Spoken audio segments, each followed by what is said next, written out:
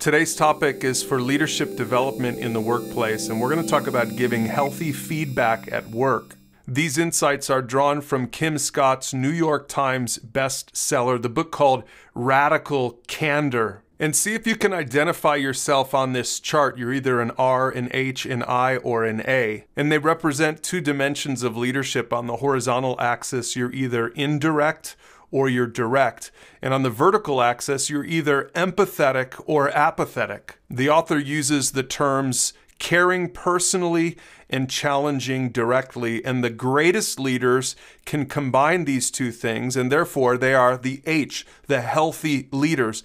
These are the leaders who can give good, direct feedback at work and yet do it in a way that shows empathy and personal care. Now, the leader who is direct but apathetic is someone that she calls aggressive. Kim Scott writes, when you criticize someone without even taking 2 seconds to show that you care, your guidance feels obnoxiously aggressive to the recipient. And that's what this person in the lower right quadrant is. This is the A, the aggressive leader. Now, the person who's apathetic and indirect is called insincere.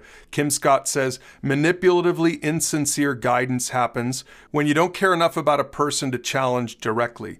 People give praise and criticism that is manipulatively insincere when they're too focused on being liked or think they can gain some sort of political advantage by being fake, or when they're just too tired to care or argue anymore. This person is the I on our chart, the person who's apathetic and indirect. And then finally, if you're indirect and yet empathetic, this is what we call a ruinous leader. The author calls it ruinous empathy when you're so fixated on not hurting a person's feelings in the moment that you don't tell them something they'd be better off knowing in the long run. That's the R on our chart, and this is the one that probably describes most leaders out there. Now let's finish with an example that the author uses in her book. Imagine a guy walks into the office with his fly down. The healthy person is going to whisper it to him. Hey, your fly is down, because they're going to be direct, but they're going to do it in a way that shows some personal care. While the aggressive person is going to shout,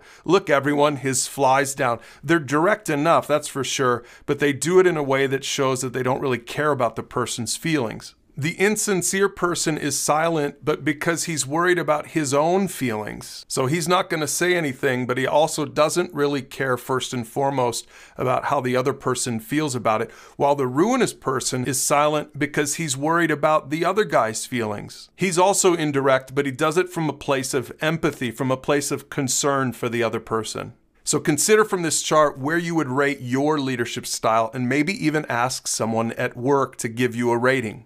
And then do everything you can to move in the direction of a healthy leader.